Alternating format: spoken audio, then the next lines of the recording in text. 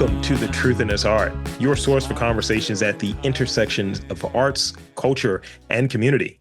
I am your host, Rob Lee. Thank you for joining me. Today, I am excited to be in conversation with my next guest, a visual artist known for his portraiture and figurative painting. Originally from the Bay Area, now based in Philadelphia, his work conveys complex narratives around race, gender, and of course, Black joy, in aiming to uplift the African diaspora through art. Please welcome Christopher Williams, the Black Davinci. Welcome to the podcast. Thank you so much for having me. This is a big blessing. And thank you so much, man.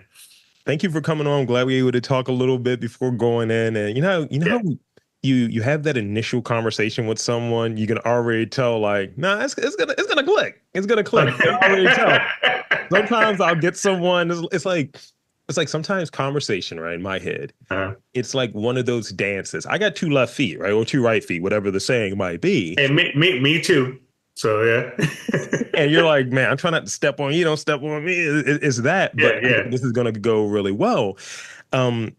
So before we get into the deeper questions, I'd like to give you the space to introduce yourself in your own words. I find often folks that look like me and you, where, it's framed in a certain way. We have to do all of these different things to get across what our stuff is about, what our work is about.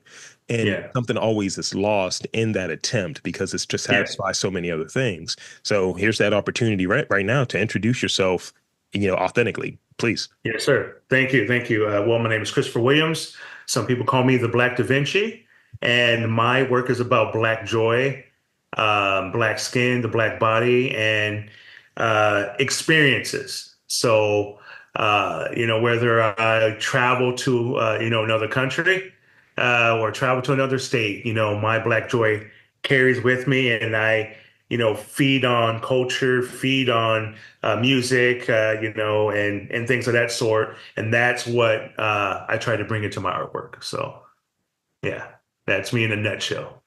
Thank you. It's great. Thank you. And it's great to hear that, like, just this is what it is. And this is, in hearing about the experience piece, I was recently in New York, and I was just up for just something, just goofy. I was going to see an anime expo. That's what I was there for. Yeah, it was all right. It was Anime NYC. Yeah. And, really dope. And I was able to see one of my friends, and I didn't feel that pressure of trying to do multiple things because I'm wearing a journalist hat. I'm doing this, and sometimes I even do a movie review podcast that I've sat on for a long time. I haven't touched it for a while, but that's one of my like areas of joy. And I say all of this to say, like, feeling like you're on, and I do this thing at times of, am I doing this for fun or am I doing this for experience? And something clicked on the train back as I commuted up to New York from Baltimore. I dove back into an audiobook that I unabashedly steal from as far as coming up with questions and insights, steal like an artist. And I had my notepad in my hand, and I just came up with like 30 questions, just different insights. And I was like, and some of these have worked themselves into this conversation. So I'm glad to test them out, if you will. Yes. So yeah, just hearing about like experience showing up in your work, it's dope. And thank you. So speaking of experience, yes, what is that first piece, or early piece that really caught your imagination? I thought you were pointing at this one, but no, early piece that caught my imagination. Ooh, because I had to sit and think about this because I was looking at the question. It's like, oh my goodness, this is a hard one. I have to say there was a watercolor I did back in 2004, and it was called Chocolate Mondays. And the reason why I painted Chocolate Mondays, it was this Black woman in watercolor, hair messed up, and she's just like, she has like this strong gaze, staring at the viewer, and that spoke to me because it was like, okay, you need to investigate our own skin. Hmm. tone. And we need to investigate, the different layers of us because we have some people that, us black folks say you're so dark that you're, purple Yeah. or blur, right? And then you got some, the high yellow skin tone. Why don't you, really investigate the black skin tone and talk about that? Yeah. And how there's different layers, there's different variations of us. And even though we may be light, even though we may be really dark, we still get up on Monday Yeah. and when we face the day and we start our week. And so that piece, Chocolate Mondays, is what really stood out to me. And that got me into investigating my own skin, my own, culture and things of that sort. Thank you. It's Okay.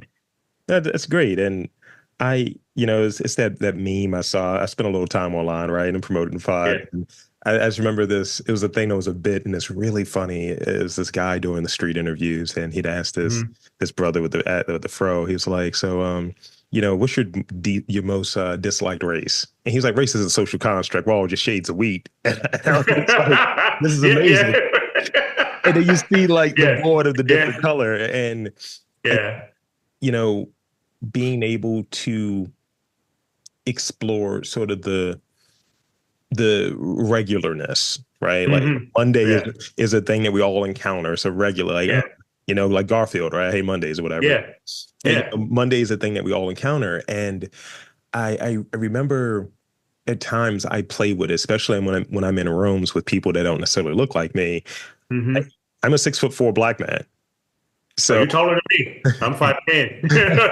so it's Yeah, hard I to hide. understand. Yeah, yeah, it's And hard, huh? Yeah. so sometimes I play with it, and in fact, it was a point I never really got it over, but I might bring it back. I used to go to coffee shops and I order cortados or lattes, and I Mhm. say, "So how much milk do you want in there?" And I would Yeah. name the color of a black person from history. And it's like, yes, I want that to be Oh, Malcolm X. I want that to be. okay. And I remember going to a coffee shop, Nice. in Baltimore, and the person was a little down with it. She was just like, "Okay, that's really funny." She was like, Yeah, "We're yeah, also yeah, I doing like this that. in February, so I appreciate what you're doing." Oh, thank you. I like that. I'm going to use that. I'm Please just do. going to throw off some people, and they're going to look at me like I'm crazy. But hey, I like that. I feed off that energy. That's awesome. And Yeah. and as we're here, we're again something regular. We're exchanging a few things and sharing Hmm. a laugh here. To me, Yeah. Yeah. that's an extension of Black joy. And Yes. you touched on that as a piece and a big proponent and part of your work. Could you speak on what does Black joy mean to you? Wow.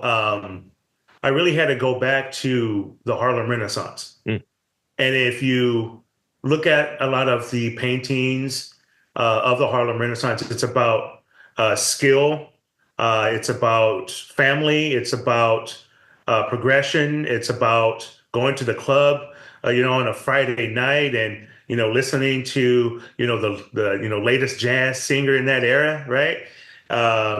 And they were joyous because of what happened with the Jim Crow era and all that stuff. It's like, hey, we're free. We could make our own destiny. And if you look at that era, that was just pure joy. And then if you skip it to, what happened during the civil rights movement, and then, you got Martin Luther King, you got Malcolm X, you got all these assassinations, and all of a sudden our work was about pain hmm struggle, right?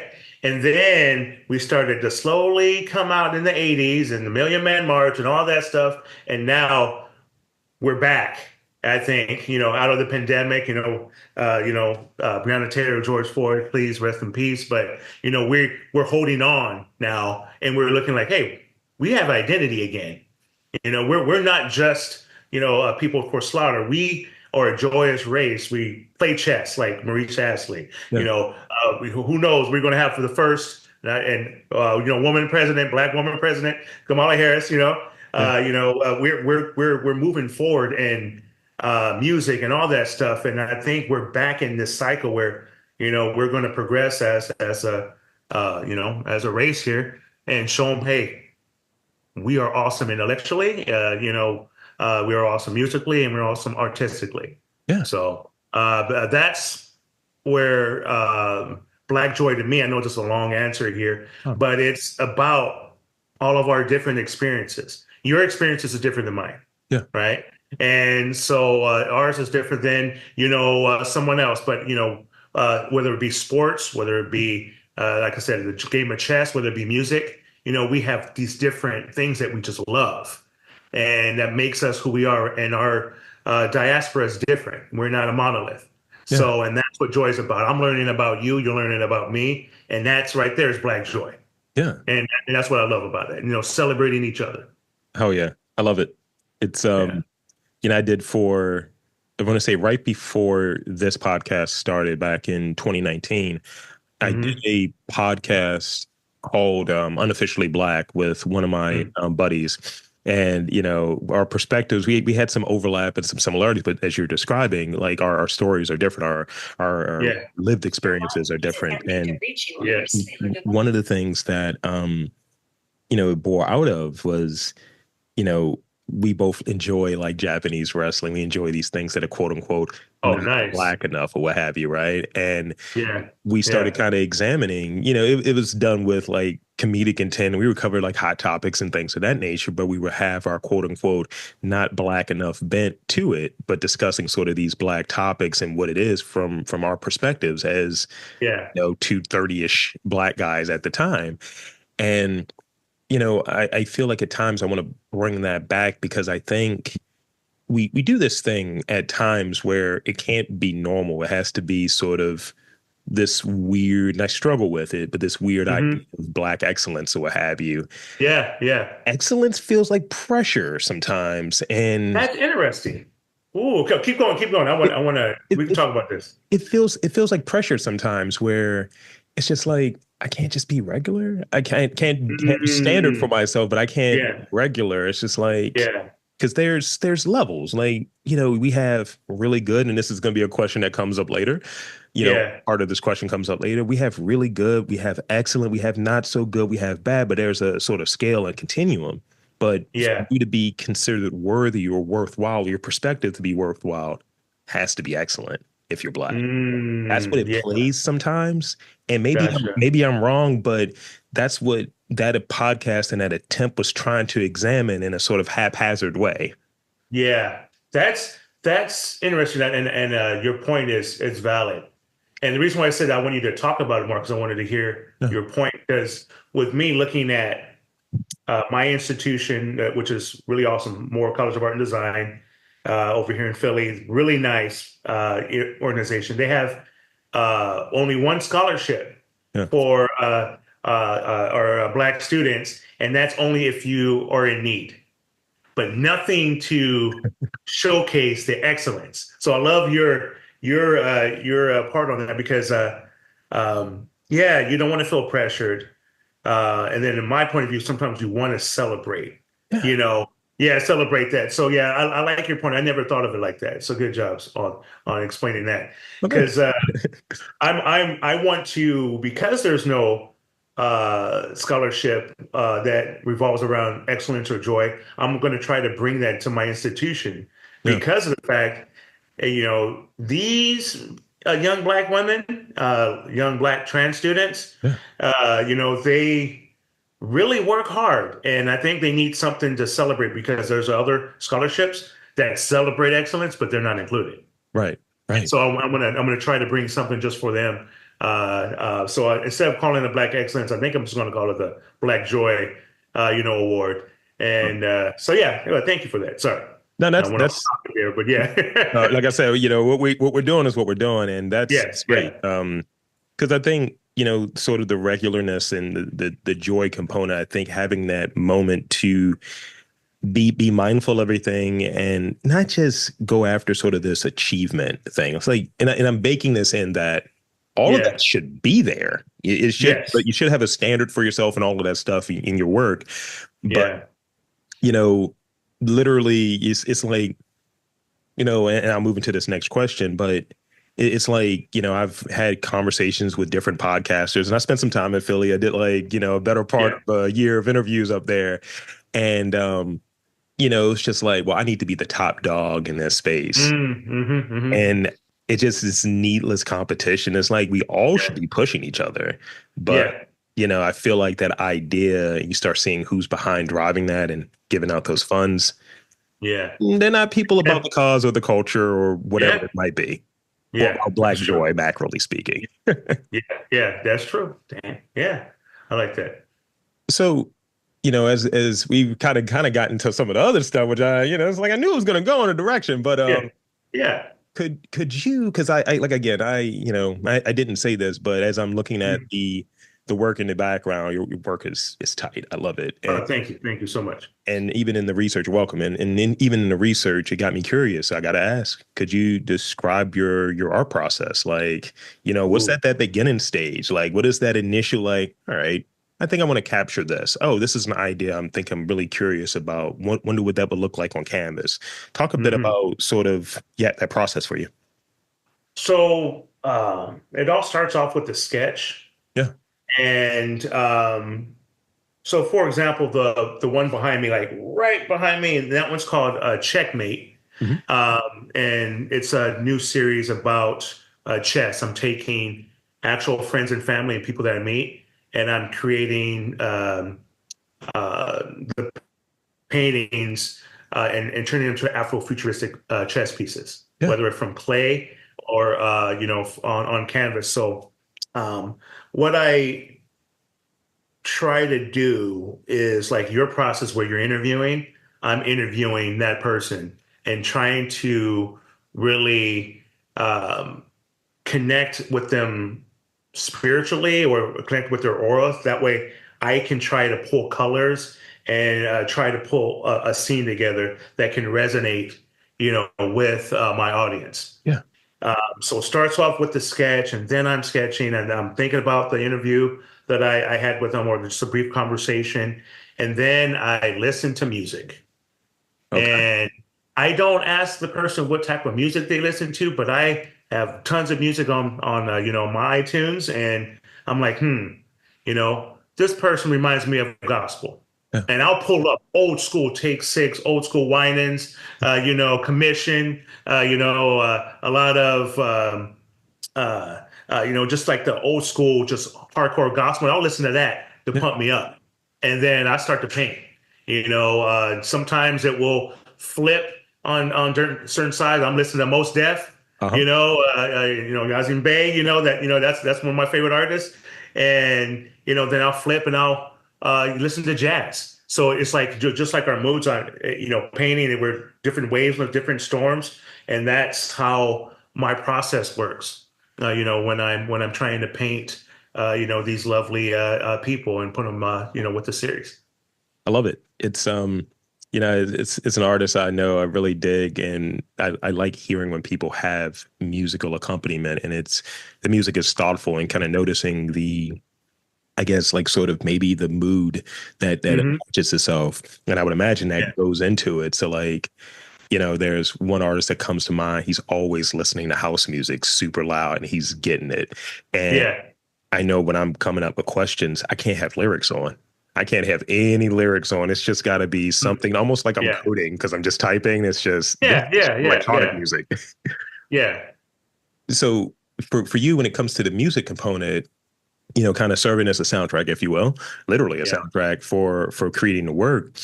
Is there, have you noticed, like, all right, I think this plays a bit better here, this particular artist or this particular sort of pace of music?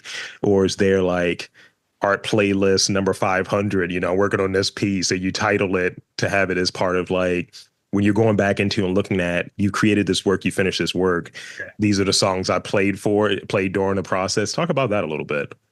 So this is gonna sound really weird, and so sometimes I will listen to the same song over and over and over again, and so it depends on the piece. Yeah. Because I have a gospel playlist, I have a rap playlist, I have a jazz playlist. Sometimes I'll, have an anatomy playlist that I play in my anatomy class when I'm teaching, and I'll pull some songs from there. But it depends on the piece. For example, The piece that is the self-portrait Mhm. here. This one was on the L Word Generation Q on season 3, episode 2. Um, but that's a piece about my father and I, Yeah. and he passed away before I was able to do the piece. Yeah. And so I put his Bible, which you can't see because everything's covered right now, but there's a Bible with an empty seat. There, the Yeah. Bible's sitting on the seat. And um, so he had his favorite two songs from the Winans album in the 80s, and I played that over and over again. And I just kept painting. And it got to the point where I knew the drum snare to the guitar thing to everything about that song, but that connected me with my father, and that connected me with the piece. So yeah, it's really weird. I have these really weird quirks with it when it's music, and if I get in the groove and I like that song, I will play it over and over and over until I'm done for that hour or done for that 4 hours. Yeah. Yeah. So you imagine listening to the same song for 4 hours, and some people will get they'll be like, "Oh my God, just stop it!" But me, I'm in my space. That's how I connect. That's great. I can see the care, because that's the one, as I've seen. Maybe it's because I'm looking at you and it's directly behind you, that's popping so much.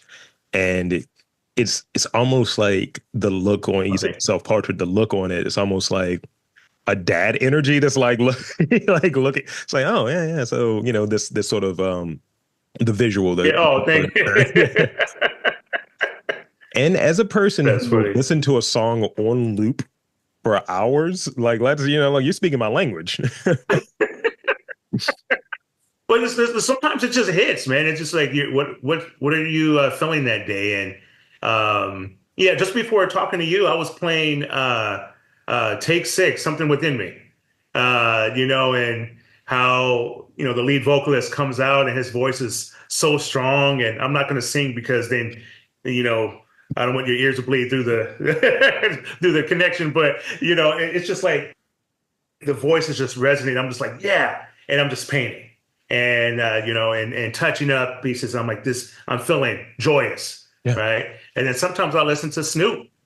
Yeah. So don't listen to Snoop. I'm like, all right, I'm starting off here. I'm starting this piece, and I want this piece to be, kind of hard and powerful. And so I'm going to listen to Snoop. I'm going to listen to E40, because I'm from the Bay originally, and so I'm going to listen to, a lot of my, artists that I grew up on. So Yeah. yeah, Yeah, and I imagine, like, even when it goes to connecting to a memory, that stuff is that much more, it's like sort of available to you. It's like, oh, I got to dive into, I'm trying to tap back into maybe the thinking I had as a young person, if this piece relates to something from my youth. Or yeah, when I'm, I'll say, like, I have playlists, and I know we're talking about music, but I have playlists on the weekend. So generally, I'm prepping questions and preparing and researching pretty much for like 4 hours on Fridays, right. like for the interviews that are coming up on the following week. And Hmm. I have sort of a pre-pay playlist, and then sort of a working playlist of like Nice, lyrics for the working playlist. And that pre-playlist, it might be house music, it might be old freestyle, like, nice. like Latin freestyle. It's Oh, wild. nice. Yeah, Yeah, I yeah, like yeah. that. That pump up the energy, just get the good energy going, and it is Friday, Yeah, And so yeah, that's a piece of it. But so I want to hear a bit about the pre-work, the ideas that go into it, and I want to hear about it. From this way, like, where you know you want to explore certain things, what have you. Like, yeah. when I'm planning out a season, and I'm right now, this is sort of the tail end of season 9, and I'm already prepping Hmm. for season 10, which will start in January.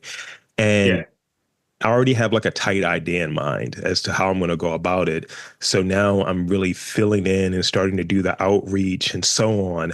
And I'm getting excited, about it. And it's not here yet. We're talking about interviews that at the earliest will happen in yeah. mid-December, but I'm excited for it. We're recording this at the end of August. But I'm excited. And that's a feeling. Sometimes when I'm doing a bunch of volume, as you touched on the number of episodes, um, Hmm. you get up for some more than other. All I'm happy to do and all I'm excited and Yeah, yeah, privileged to yeah. do. But there are some where it's like, I'm really interested in this. Like, you make that? Hell yeah, I'm looking forward to talking to you. And Hmm. and as I said before when we first got started, you can almost tell based on the person's personality, their energy, that this is going to go well. So for Oh, you in that pre-work stage, when you're yes. getting to like, these are the ideas, these are the themes, this is the checklist, maybe of, yeah, I'm going to do these pieces. These are the 10 pieces I want to do for a particular, let's Yeah. say, show.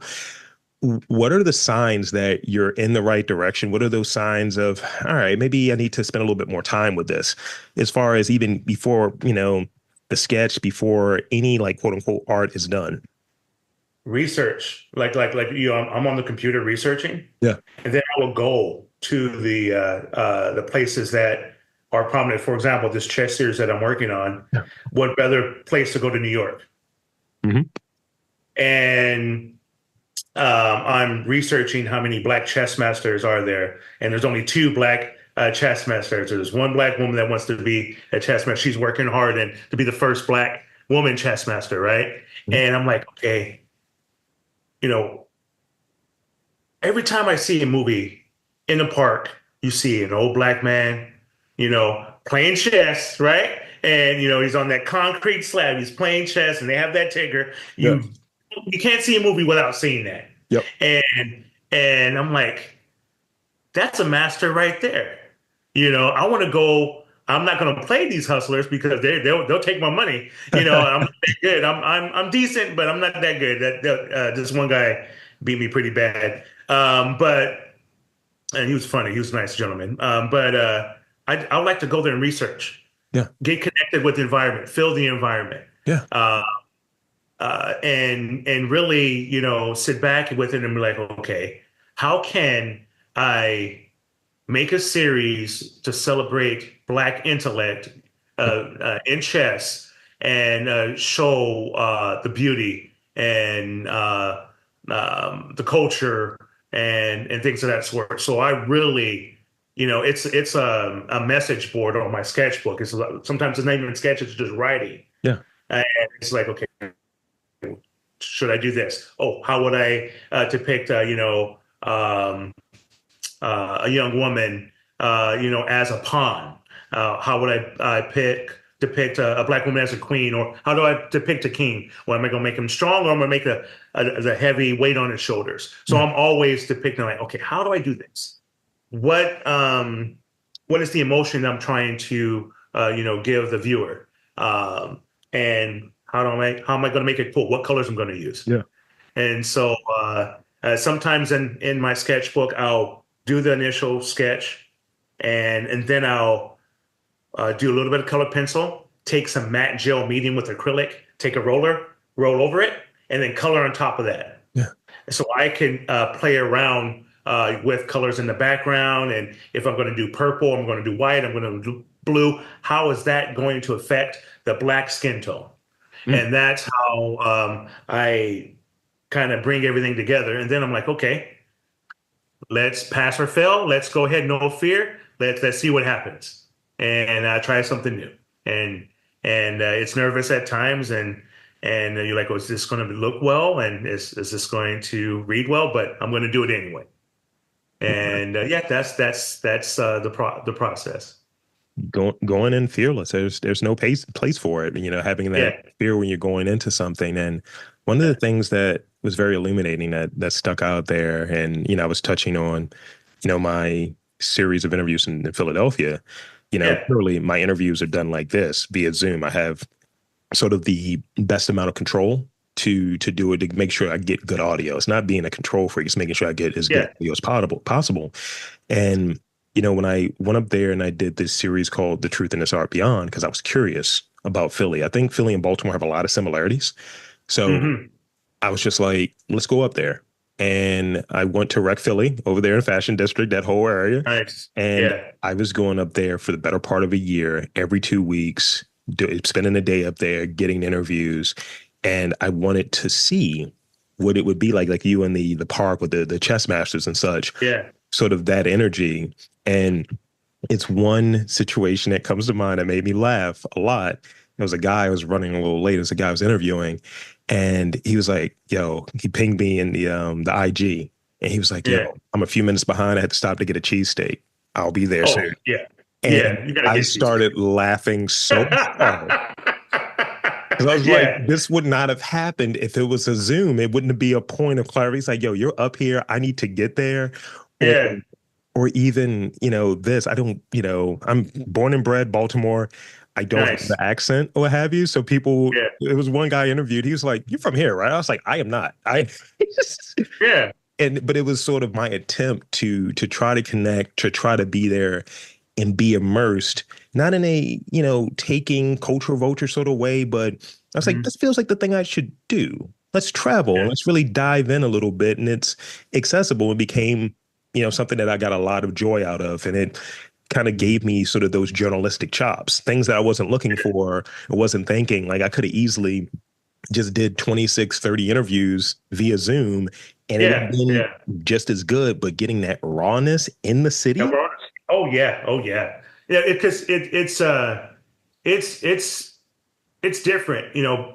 Being from the West Coast and then going to the East Coast for the first time and walking in Harlem, walking in Brooklyn, yeah. walking in, all the stuff I see the movies on. I'm like, oh, it's totally different, and it's crazy because like in San Francisco, I walk and I see you, I'm going to give you the Yeah. nod, Yeah. right? The Uh-huh. nod.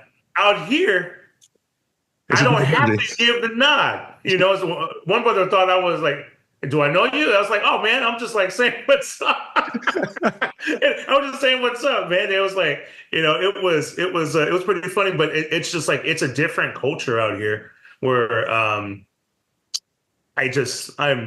feel like I missed. I didn't travel on these, so I feel like I missed that part. Yeah. And it's so different, that the food is different, the slang is different, and but yeah, experiencing it for the first time is just it's a beautiful thing. Yeah. Looking at murals of Malcolm X, and Muhammad Ali and James Baldwin, just on the street Yeah. that's kind of littered with, but you see the history, Yeah. it's littered with, stuff, but you see you're looking at that, it's like, wow, Malcolm X was there. Yeah. Wow, Muhammad Ali was there. And then this brother is playing chess right on the corner. What does that mean? And it's a anthropological lens to it too, where Yeah, you're right there and you're getting the pure, uncut, like you're getting the real, you know. yeah, And, when I go to a place, I come there as I am. Like, look, I'm hmm, this guy from East Baltimore, yeah, and seeing people just be themselves, be free, laugh at the things. We're laughing at each other's accents. And hmm, it's like, hmm, yo, there's some joy in that communal thing. And I'm still yeah, able to get my thing. And I would imagine for you still getting your research and your background to come up with these great pieces. yeah, yeah. It's interesting, man. I'm just like, from the Afro Latino culture too, Yeah. and looking at that and looking at how closely we're related, and I'm looking at South American chess pieces, Yeah. Portuguese chess pieces, Egyptian chess pieces, and it's opening this whole door to where now I'm like, okay, I'm going to create these pieces. Now I want to create a chess set, a black chess set, Yeah. and and really, deep dive and, bring this Afrofuturism, bring this, Afro Latino, bring this, West Indian, aspect to it, and just really have fun Yeah. and stuff. Because the game of chess is interesting. My dad taught me. My mom would not let me win. So I got a little older, then I actually beat her once. My uncle, he learned in prison, of all places. Yeah. Yeah. He learned in prison, and my mom couldn't beat him. But now I beat him on a regular basis. But for some reason, I can't beat my mom. I don't know why. Let's not talk about that. But it's a game of the mind, and anything that happens, a game of life. Yeah. And there's ups and downs. You lose people, right? And so I don't know. That's why I wanted to try to create this series to just celebrate the black mind because we've been playing chess since beginning of time. Yeah.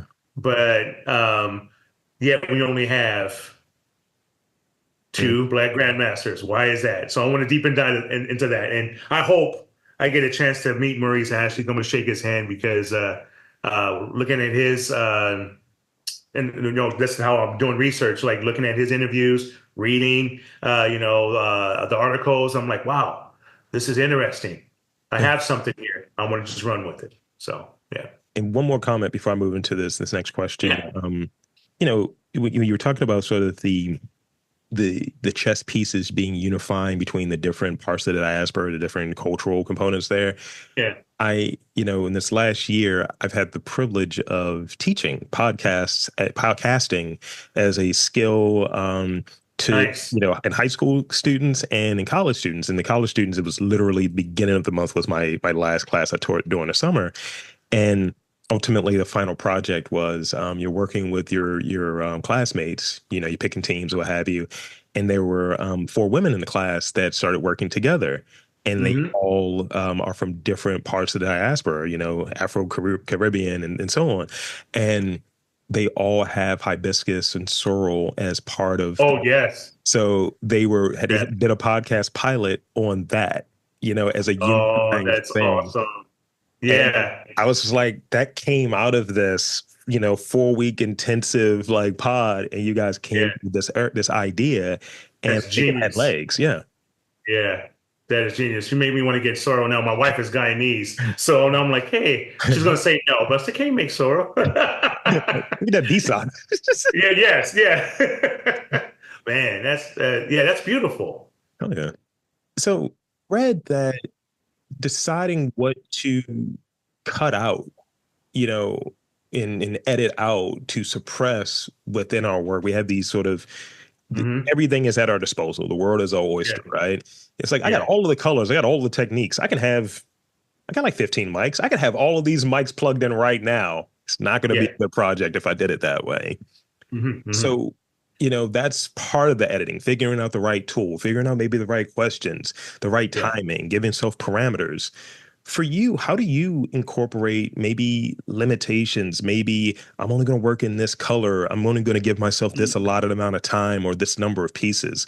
Speak a bit Yeah. about limitations, editing, omission as it relates to your work and your overall artistic pursuit. So as far as editing colors, I tend not to. It's about a feeling. Like for your particular skin tone, if I'm going to paint you, I would use a ultramarine blue, and then I will look at cool and warm colors for your face. So looking at you now, I see alizarin crimson, and then I see ultramarine blue. I see the black. I would do purple, and then I would do like a yellow ochre, pale yellow ochre, and I use those mixtures, and that will give me another set of 4 to 5 colors. Mix those, that will give me another set of 4 to 5 colors. So I try not to limit that, Yeah. but I limit the narrative. Okay. Yeah. Yeah. And what I mean by that is I will not paint black pain. Now I'll paint a narrative that will get you to think, Sure. but I'm not going to show a black man breaking chains. I'm not going to show a black man or a black woman overcoming obstacles. I'm going to show them as a king or queen, a superhero, someone to be revered and respected. So, as far as like any type of limitations, I will not talk about the pain part. Yeah. I admit that. I said anything else is game, jazz, art, creativity, music, whatever. I'll paint that, but I am tired of seeing paintings about black pain. Yeah. And I want to show us like those artists in the Harlem Renaissance, show themselves as like, hey, we're workers, we're musicians, we're poets, we're artists. And so that's the kind of limitations that I will put on myself. No black paint. Love it. It's, Yeah. that's you see these things and, it's just like, you think of other mediums, film. It's like, oh, Yeah. Slave movies up for an Academy Award. It's just like Yeah. you got it. It's like Yeah. again, Yeah. it's sort of that continuum I was touching on. Yeah. First, you have the excellent side, but then you have like sort of the pain side. It's just like, can it just be? And there's a lot of stuff in the middle. Yeah. There's a lot of Yeah. people just doing good stuff. Yeah. And you think about Holly Berry, for example, right? Yeah. Beautiful actress, icon. But what does she win an Academy Award for? Hmm. Right. And then you're looking at like all this other stuff. Denzel Washington. Hmm. I can name Malcolm X. He could have got it for. Hell, give it to him for Glory. Yeah. Glory was awesome, and it's Yeah, just the like, tear. yeah, that tear, and you feel that tear, but all this stuff. But then he gets Academy Award for being a gangster cop, and it's just like we're much more, Yeah. and that's what I wanted to depict in my artwork. We're these joyous people. We're creative intellect. We have culture, lots of culture, from the Africa to Brazil to whenever we're all over, and I think that I just want to show how awesome we are. Doug, dig it. So Yeah. I got one more real question, and then I got those Yeah. rapid fire ones I want to hit you with. Okay. I think a lot of times, we have these conversations around art and just art, creative process, and all of that stuff, but we're Mhm. not diving into the business side of it. And Mm. it's definitely a business side. So let's talk about the Yeah. business Yeah. part of art, your art specifically. What is the key motivator around sort of the business aspects of it? And how do you measure success as, an entrepreneur and as an artist? Are those two things intertwined? Are they sort of like separate? Do you put on one hat at one time and maybe the beret, the art beret at another Yeah. time? I'm in the studio. Yes, this Literally. is my paintings. Yeah. Well, that's a really good question. You have to play, maybe have three hats at sometimes, Mm, depending on who you're talking to. So the studio aspect, yeah. you have to grind. There's this guy named Mike Henderson at blues singer in the Bay, really nice guy. He told me you have to water the mule, and I was like, "What are you talking about?" He goes, "You have to go, you have to put in work. You have to put in work." And so, regardless if you're going to sell or not, you need to keep up your practice. You're an athlete, just like I'm not going to use any Eagles reference or Baltimore. I've got to go to my 49ers. You're like Jerry Oh. Rice, you know. Go on. No, I'm I listening. know you guys killed us this year. Man, did you guys run us? But no, like Jerry Rice goes out there and he puts in work. Yeah, Brock Purdy put in work. Yeah. Debo Samuels put in work. You have to keep those muscles up because once you stop Yep. and you're not working as much, people are going to notice that you're not. Where's Chris doing? And he's usually creating work. Then there's the business side where you're marketing yourself, and sometimes you have to code switch with different white galleries, right? Hmm. And then you have to put on that hat, and then you have to explain why your name is the Black Davinci. Yeah. And why is it not just Christopher Williams? What is Black Joy? Why is that not just regular joy? And so you have to prepare yourself, you have to put on that hat and say, my name is the Black Davinci because I want people to know that I'm a Black artist. And yes, I am striving to be like that legendary Italian, master Leonardo da Vinci. And that's what I consider myself. I want to be great, and I want to do my best, not to be better than anybody else, but be great in Yeah. my studio and be the best person I can. And that's why I have that nickname. And as far as like what is a measure of success, Yeah. when I have a young Black girl or a young Black, boy coming up, and it's like, oh, I can draw too. I love this. Or someone says, that reminds me of my sister, or that looks like my mom, and look at the hair. Yeah. Let me tell you this story real quick. Please. I was in a school in briefly before I went back to California in Portland, Maine. There's an art school out there that I nameless, and there was this teacher that never said my artwork was beautiful. So I'll never say your artwork is beautiful. And this is talking about black skin, and I'm investigating black skin, and I'm using purples and dioxazine, purple mixed with black to create this luminescent portraiture of women. And Artists of Humanity, the small group, came in, and this black girl, right in front of my teacher, looked at the painting and says, "Look at her hair; it's dyed like mine, and she is so pretty." And she started to cry, and then she goes, "I out here, I mean, you don't see portraits like this." Right. And then that's when I knew it's like, this is who I'm painting for. And I'm not painting for this white professor that's telling me that I need to paint with the stick and my paintings aren't beautiful. I'm painting for this young black woman so she can sit, go home and draw her characters or her portraits, and then can tell her family, like, I saw a black artist painting black people and they look beautiful. And that's what I do work for.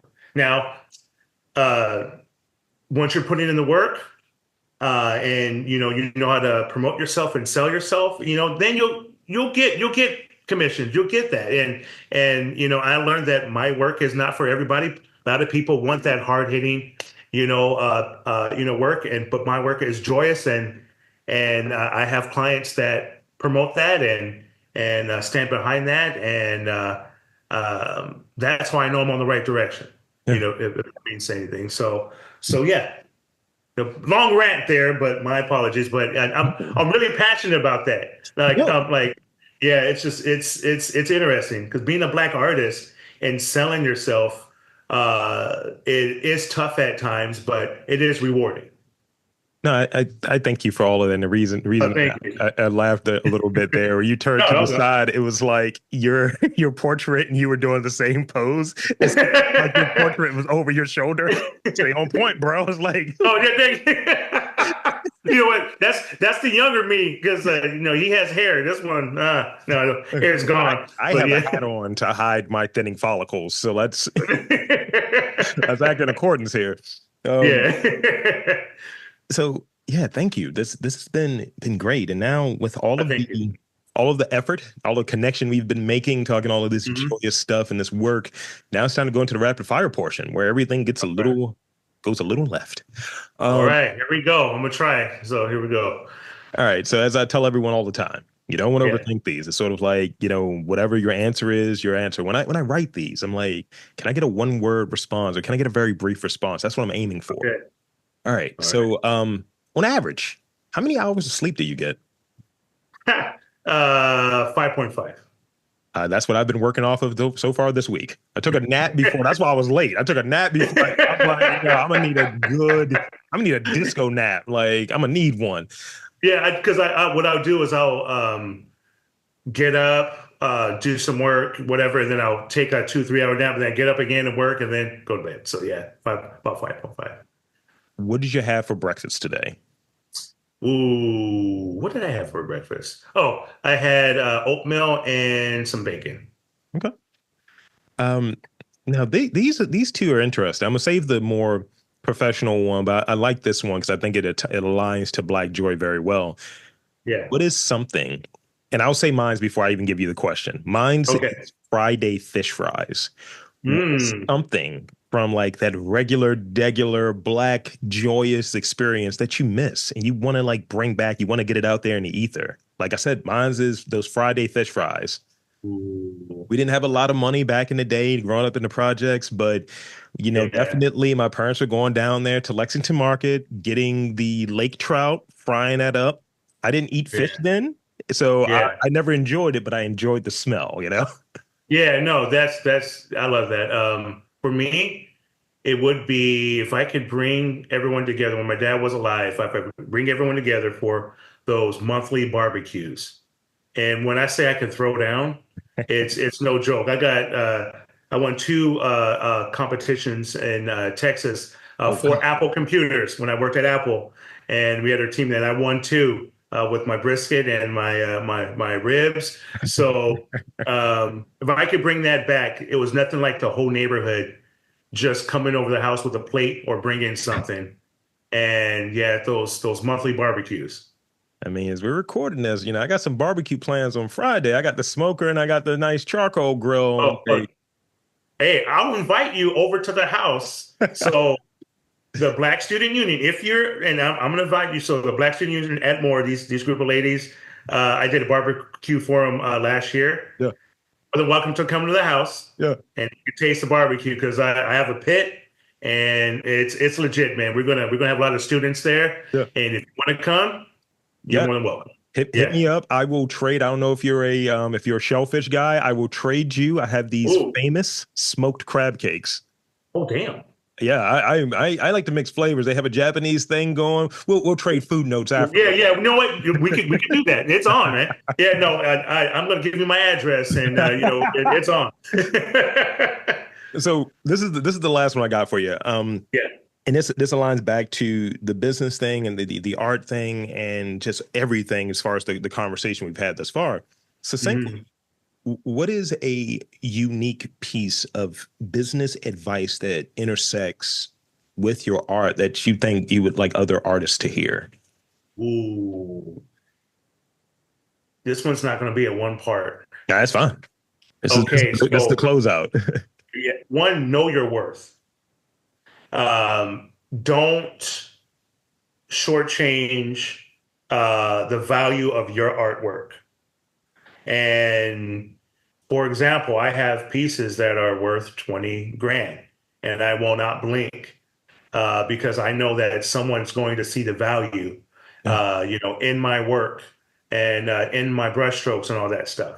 The other one is write down that contract, get that money up front, get half up front, and really, be sound about your business. Represent yourself in a professional matter by having that contract. My name is Christopher Williams. You want to want me to commission this piece, and here is the contract, 50% up front. The other thing is always be on time. Always be on time because if you're on time, people are going to see that and it's going to open the doors. And because of this, I know it's a little bit long here, but I tell my students this all the time. I'm like, guys, I was discovered on Instagram by a production company. It was a gmail.com address. And I was like, this is weird. So I was like, yeah, I could do a commission piece. And like, can you do it in 10 days? Yes, I can do it in 10 days. Let's do a Zoom. So I Zoomed in with the L Word producers, Jennifer Bills, and everybody that they're there. And they're like, our artists that we were going to have for this show didn't get the job done. We can't get a hold of them. And so we want to go with you, but we need an oil painting done in 10 days. I hustled. I did that in 10 days. There were sometimes 50 changes to subtle colors on that I did. I didn't complain. Yeah. They gave me $5 grand for that piece. It was on the air probably for 30 seconds. They're opening the piece, is on the air. So I'm like, all right. And then the producer's like, stay tuned. We may call you back for season 2. I was like, all right, cool. They called me back for season 2. Nice. Just because I was on time, they're like, Chris, we don't want you to create a new work. We want to rent all your pieces. We saw these pieces on your site. Can you get this from some of your clients? I'm like, yes. Now, they paid me 30 grand just to rent my work. Yeah. Yeah. Being on time, people look at that and they're like, this person wants this as a career. This person is behind their artwork. They stand behind their brand. And I know that if I call this person, they're going to get the job done.